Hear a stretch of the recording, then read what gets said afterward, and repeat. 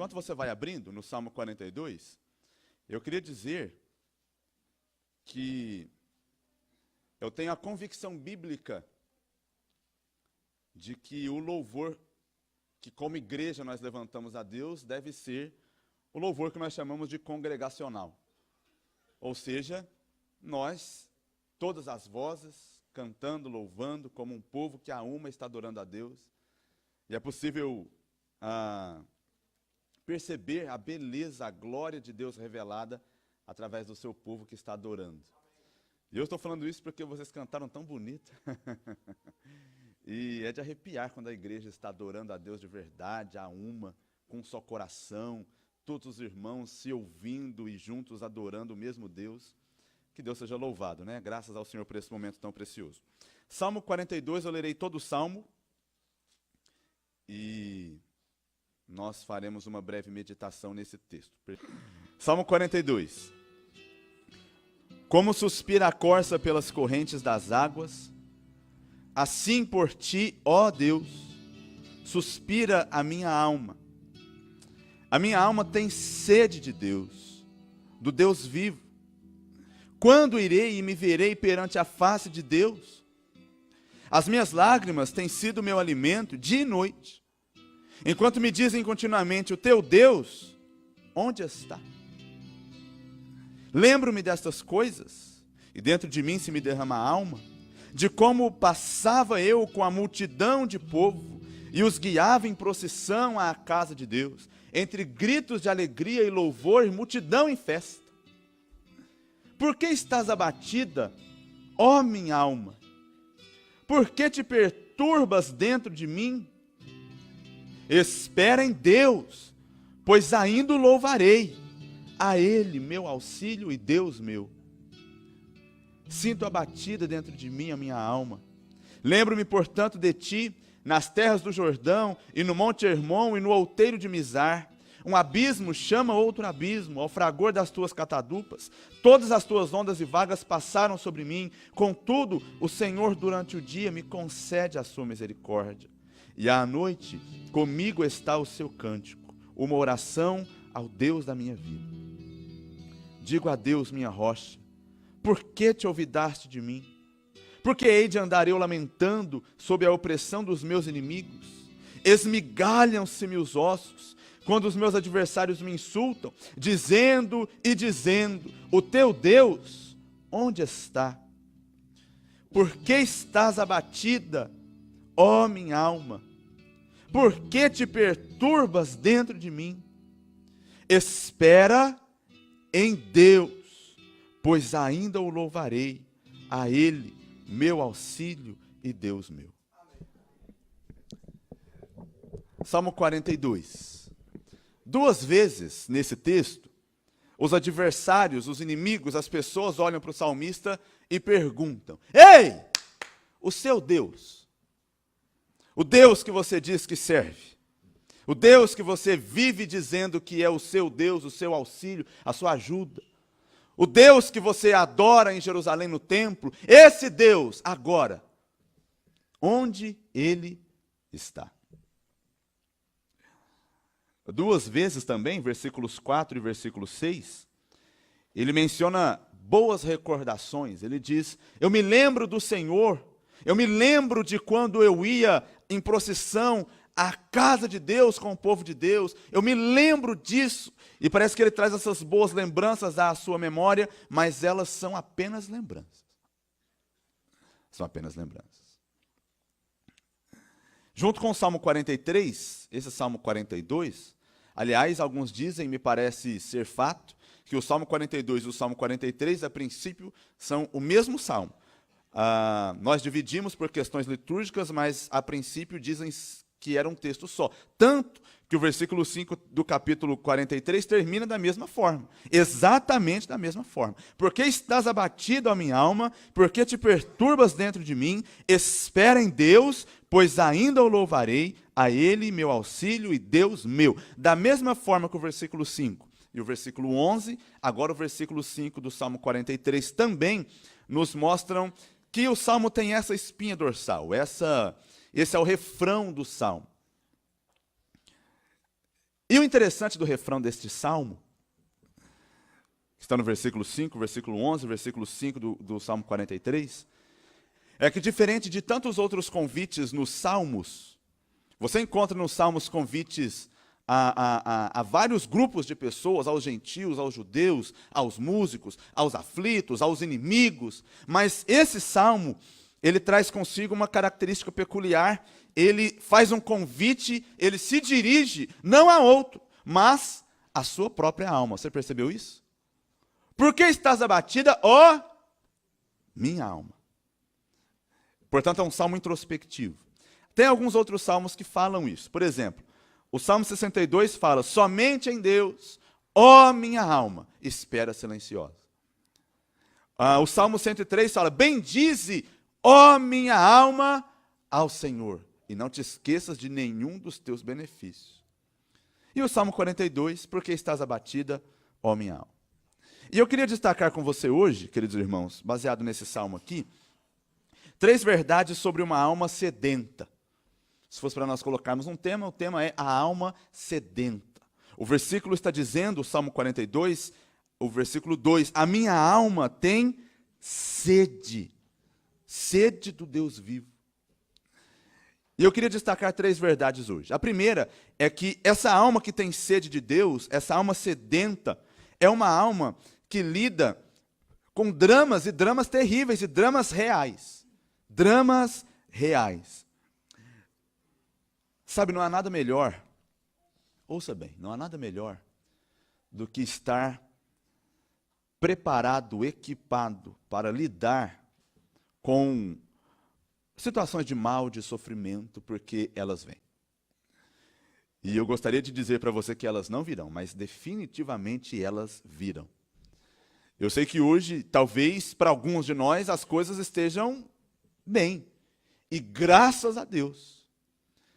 Mas eu não posso garantir para você que isso vai durar, porque é possível que não dure. Recentemente, conversando com irmãos aqui da própria igreja, ficamos sabendo às vezes de pessoas, tanto aqui da igreja como parentes, como amigos próximos, que num dia estão bem e no outro dia não estão mais. Um irmão recentemente compartilhou comigo a respeito de uma família amiga que tem uma filhinha super alegre e que foi diagnosticada recentemente com uma doença gravíssima e agora está lá brigando para viver, e é uma situação difícil. Ontem, queridos irmãos, nós já mencionamos aqui na liturgia do culto, mas nós tivemos que lidar com o sepultamento do pequeno Caleb. Nós oramos tanto pelo Caleb aqui na igreja. E ele tinha 2 meses. Não é fácil, definitivamente. É fácil falar quando se trata de outras pessoas, mas os dramas são reais e impactam a nossa alma. Impactam mesmo. Então, queridos irmãos, eles vêm. Eles vêm.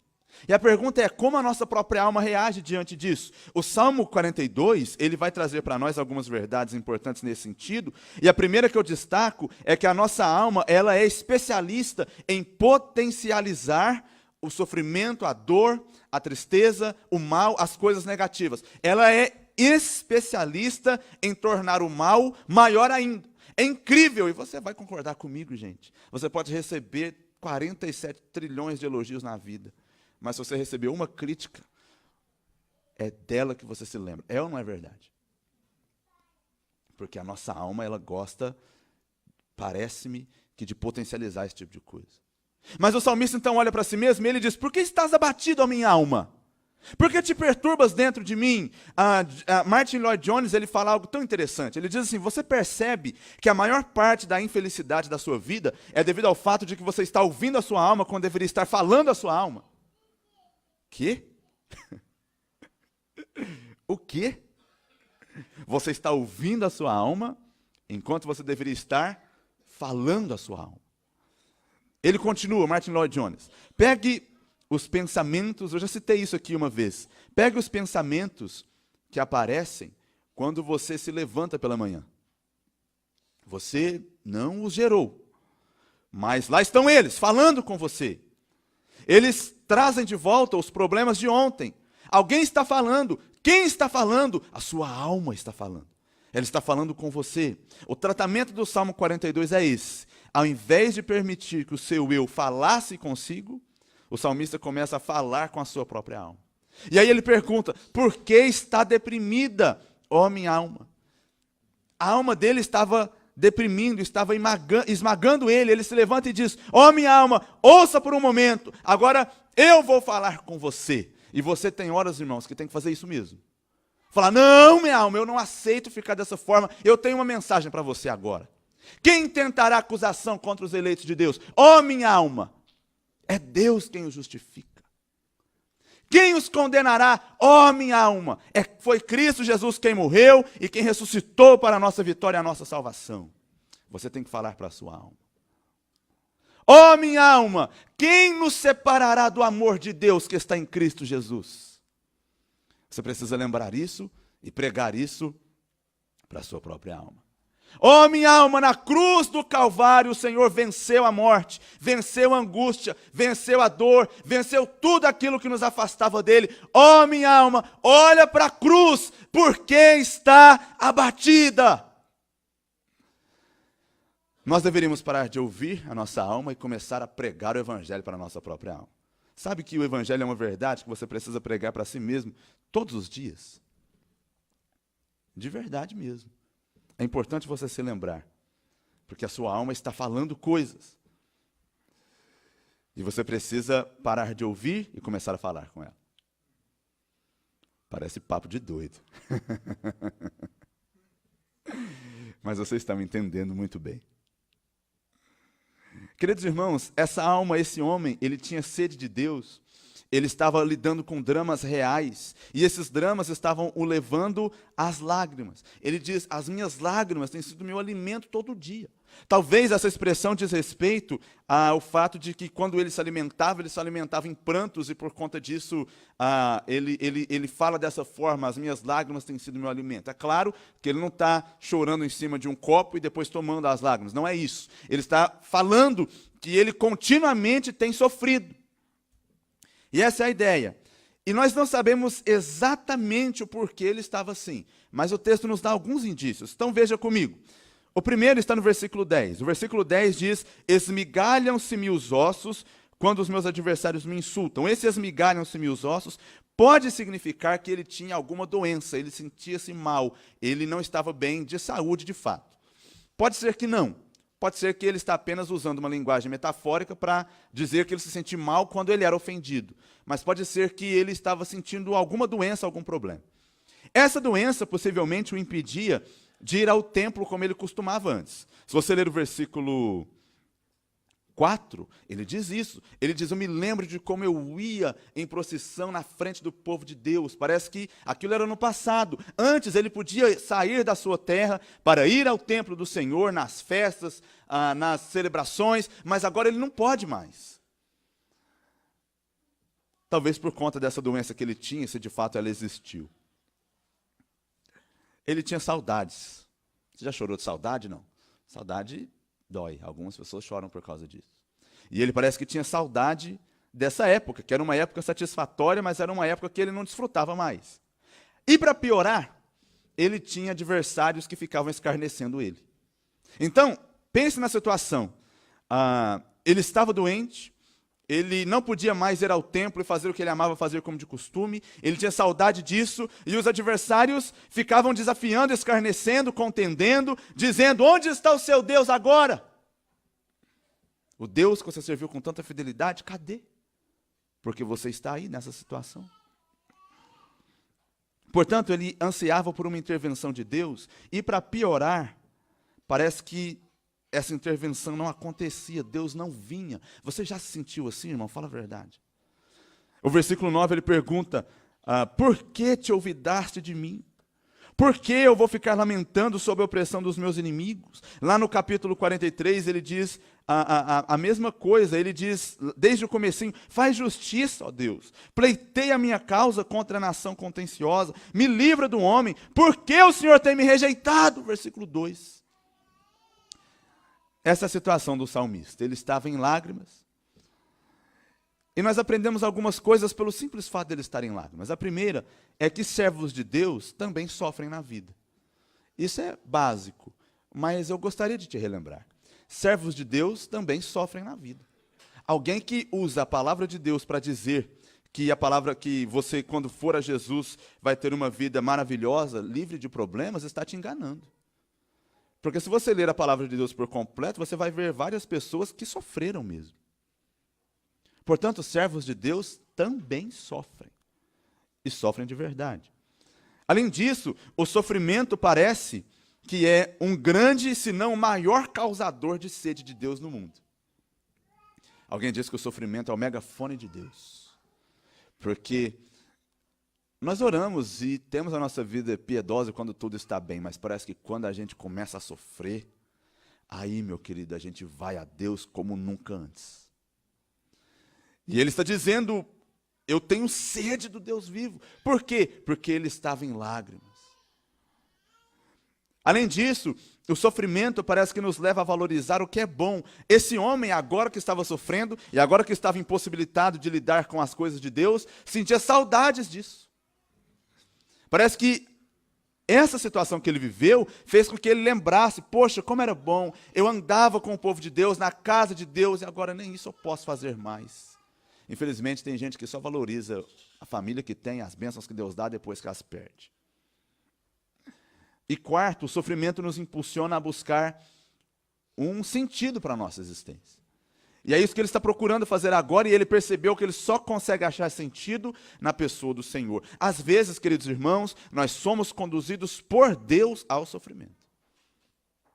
A Bíblia diz que Jesus foi batizado e depois foi conduzido pelo próprio Espírito Santo para ser tentado no deserto. Quem levou Jesus ao deserto para ser tentado? O Espírito Santo. O Senhor falou ao povo de Israel, eu coloquei vocês no deserto, para lá no deserto provar o seu coração. O próprio Senhor falou isso.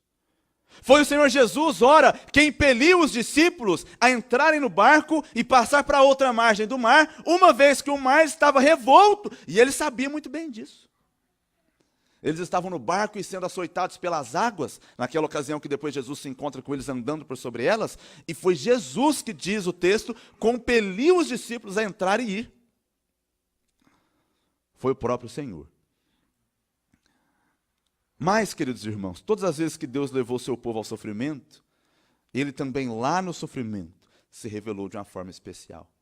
Portanto, se você está sofrendo, diz o texto, espera em Deus. É bem possível que ele esteja preparando algo para você. Além disso, é importante lembrarmos-nos que o cristianismo não é uma religião que prega simplesmente a melhoria de vida. Isso não vai acontecer. Eu acho que foi Augusto Nicodemos que falou que o símbolo do cristianismo é uma cruz e não uma escada. Porque alguns acreditam que você entra no cristianismo para subir na vida. Você já deve ter visto aqueles cultos na televisão. Eu já vi. Que o pessoal... O culto, na verdade, são vários testemunhos, né? Aí o bispo lá, o apóstolo, sei lá quem é, chama a pessoa. E a pessoa vem à frente, a pessoa diz, pastor, quando eu cheguei aqui, minha vida estava acabada. Já viu isso daí, não? Estava desempregado. Minha mulher tinha me largado para ficar com meu melhor amigo. Eu andava de fusquinha. Tinha que andar com arame e um alicate sempre, porque ele sempre dava problema no meio do caminho, precisava consertar, fazer uma gambiarrinha. Quem andou de Fusca, teve Fusca, sabe do que eu estou falando. Você arruma qualquer problema com um alicate e um arame. Essa era a minha vida. Mas aí, pastor, eu vim para a igreja. E olha, depois que eu comecei a fazer aquilo que o pastor fala, não é o que a palavra de Deus diz, não é o evangelho, não é arrependimento de pecado, é fazer o que o pastor fala. E eu participei da campanha de 7 dias no monte, os 7 dias da oração do fulano de tal, e eu orei, e acontece que agora eu estou casado, e agora eu tenho 2 carros, e agora eu sou dono da minha própria empresa, etc, etc, etc. Olha, que ótimo se isso acontecer com você. Mas o propósito do cristianismo não é esse. Pode acontecer, e acontece, porque quando você vai a Deus, querido irmão, a nossa vida, inclusive econômica, muda, porque você muda a sua forma de administrar seus recursos. Você muda. Aquilo que você gastava antes com lixo, com pecado, com mundo, com vício, quando você vem a Cristo, você é liberto disso. E agora esse recurso é muito melhor aproveitado. Mas, o cristianismo não é prova cabal de que sua vida vai melhorar. Pode ser que não. Pelo menos não nesses termos. E o salmista parece que então está lidando com esses dramas, todos esses dramas. Uma outra verdade, a segunda, é que essa alma sedenta de Deus, ela entendeu que a vida sem Deus é completamente absurda. Parece que esse homem está ouvindo as pessoas dizendo assim: onde está o seu Deus? Onde está o seu Deus? E cá entre nós, às vezes a nossa própria alma faz essa pergunta: cadê Deus agora? Estou servindo Ele todo esse tempo. Onde está Deus agora? E as pessoas perguntavam: aonde está o seu Deus? E possivelmente esse homem considerou de fato: está valendo a pena servir a Deus? Ele estava chorando, ele estava sendo humilhado, mas ele decidiu esperar em Deus ainda. Por quê? Eu acho que é porque ele percebeu que a vida sem Deus, ela é completamente absurda. É impossível você conceber a vida sem Deus, por alguns motivos. O primeiro deles é que a vida sem Deus é desprovida de qualquer sentido. Os secularistas dizem: não há vida após a morte, não há alma, não há Deus, não há nada. Há isso aqui que você vive. Você tem alguns poucos anos de existência, você vive num mundo caótico, num ambiente terrível, não há nenhum sentido para a sua vida. O que você tem que fazer é procurar aproveitar da melhor forma possível esses poucos anos de vida que você terá, porque morreu, acabou. É isso que eles dizem. O problema é que se o sentido da vida, irmãos, ouça bem isso, se o sentido último da nossa vida for ser feliz, igual você ouve tantas pessoas dizendo por aí, fico tão triste quando eu ouço isso. Ai, o que importa é ser feliz. Nada é errado se te faz feliz. Toma cuidado com isso. Sabe por quê? Porque se o sentido da vida é ser feliz, o sofrimento destrói o sentido da vida. Simples assim. Se o sentido da vida é ser feliz, você vai descobrir logo que o sofrimento destrói esse sentido, que é o único pelo qual as pessoas têm procurado viver. Deixa eu só dar um exemplo rápido. Irmãos, todos nós aqui crescemos ouvindo que nós precisaremos ser alguém na vida. Você precisa trabalhar para enriquecer. Mas eu vou dizer para você com muita franqueza que a maioria de nós não vai enriquecer.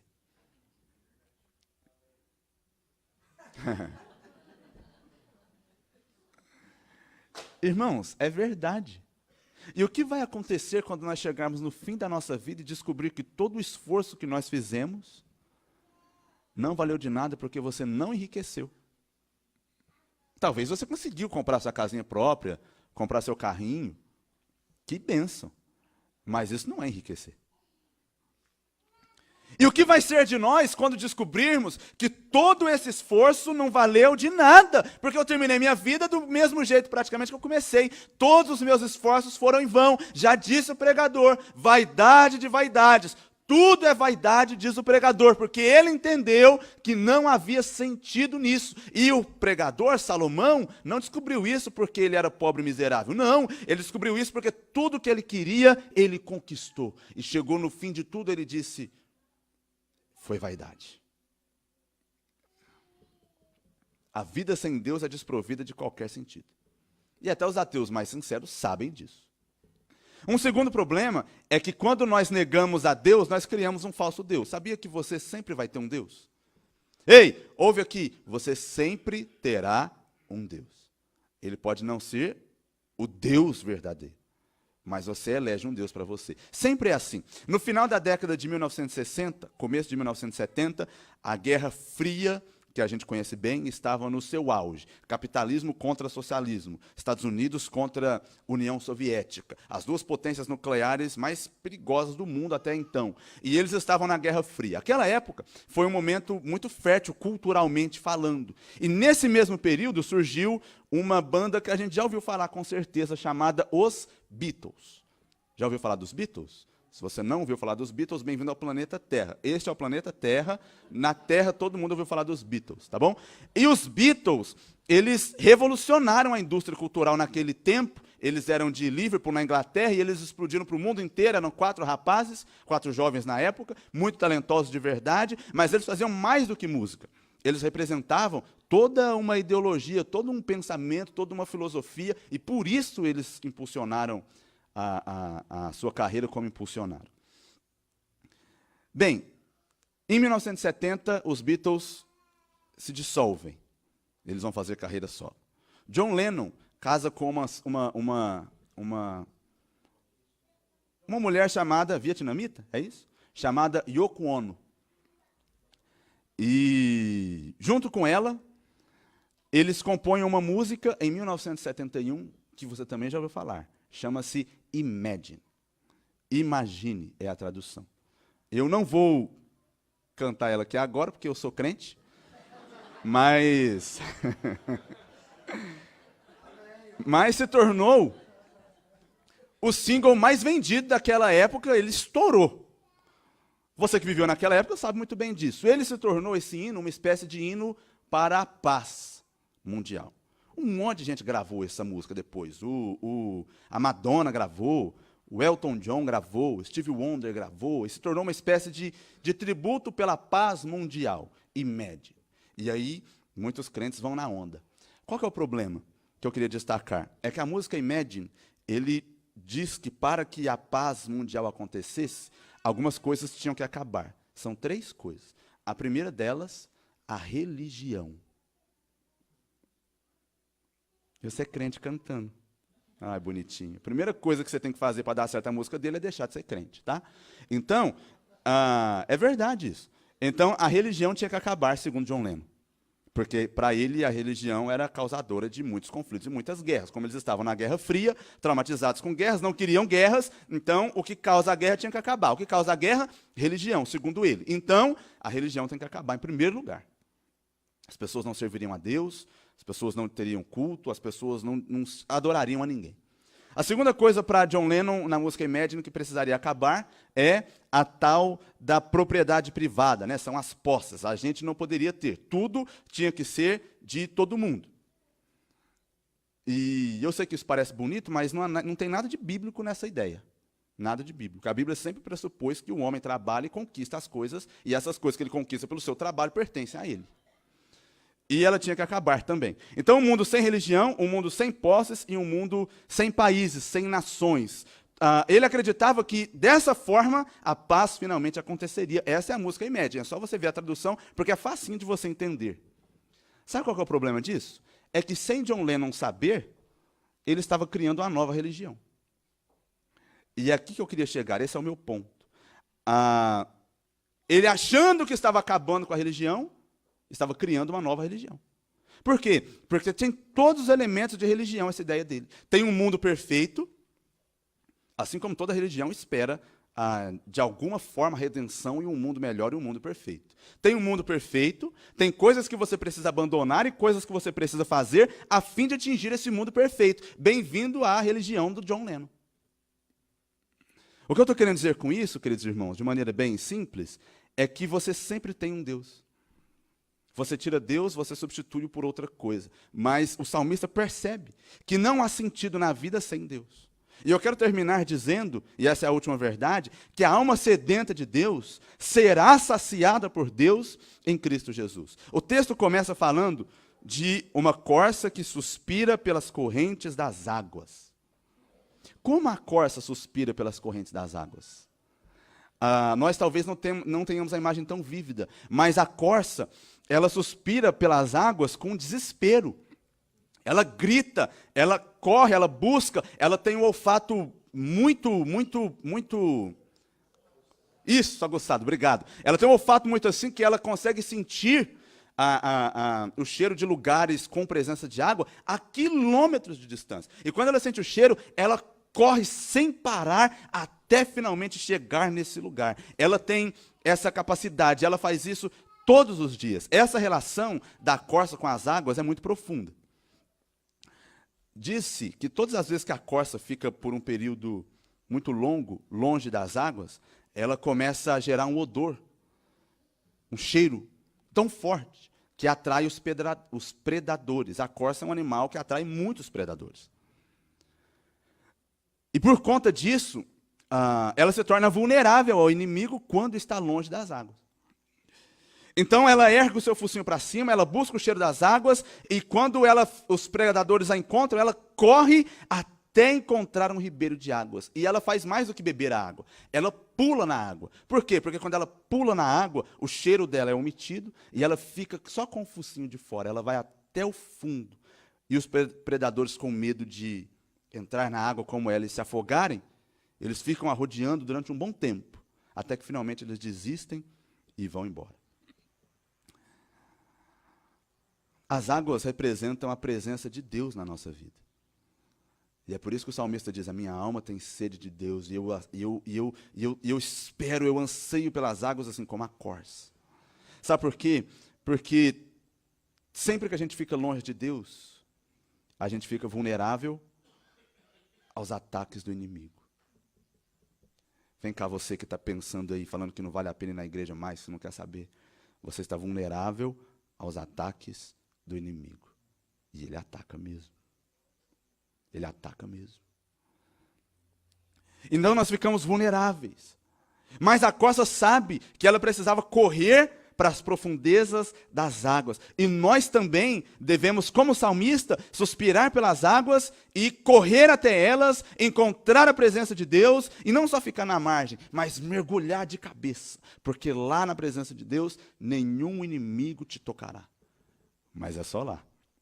O salmista propõe algumas formas de buscar a esse Deus. A primeira delas é através da esperança. Ele diz: espera em Deus. Esperar em Deus é terrível, mas você precisa aprender a esperar nele. Ele diz, no versículo 8, ele diz: à noite comigo está o seu cântico, uma oração ao Deus da minha vida. Parece que o que sustenta o salmista aqui é a oração, e o que sustenta o salmista aqui é a adoração a Deus. Ele não podia mais ir ao templo adorar, mas aonde ele estava adorando o Senhor. Sabe, a adoração é mais do que uma coisa que você faz porque Deus te mandou fazer. Você precisa adorar. Você foi criado para adorar. É a adoração a Deus que te sustenta nos momentos mais difíceis da vida. Sabe o que Jó fez quando perdeu tudo? Ele falou assim: o Senhor deu, o Senhor tomou, bendito seja o nome do Senhor. E foi aquela palavra que determinou a vitória dele. Ontem sepultávamos o Caleb. A família sabe muito melhor do que eu a dor que foi. E depois que o pastor terminou de trazer uma palavra muito pertinente, muito boa mesmo, a família cantou uma música, adorando a Deus. Meus irmãos, eu nunca havia sentido um consolo tão grande como aquele. Sabe aonde você é consolado? Adorando. É por isso, queridos irmãos, que se a dor vier, se as lágrimas caírem, que caiam, mas que caiam aqui, no meio do povo de Deus, em adoração a Deus. É aqui que você encontra o consolo. Também, queridos irmãos, parece que nós precisamos estabelecer isso, essa questão de gerenciar as emoções da própria alma. Perceba que os céticos zombavam da busca do salmista a Deus. Ele queria mais de Deus, ele tinha sede de Deus, ele foi intenso, ele foi transparente, e os próximos não hesitaram em criticá-lo por isso. Sempre vai ter, é normal. Mas entenda, a nossa alma tem o terrível poder de repetir, de potencializar o mal que a gente recebe. Nós devemos responder a isso. Quando a sua alma vier te desanimar, você diz: por que está abatida, ó minha alma? E claro, Jesus disse: todo aquele que tem sede, vem a mim e beba.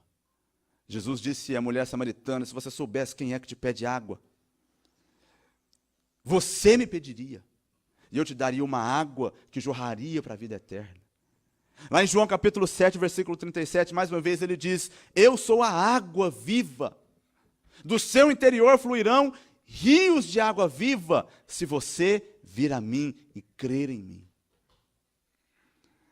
Eu termino dizendo que se a sua alma está sedenta de Deus, em Cristo você será saciado. Você precisa ir à fonte, você precisa beber dessa água, em adoração, em esperança, em reverência, em oração, em confiança. Mas quando você fizer isso, a água viva parece que vai mais uma vez potencializar o seu poder no seu coração. E você vai ser saciado.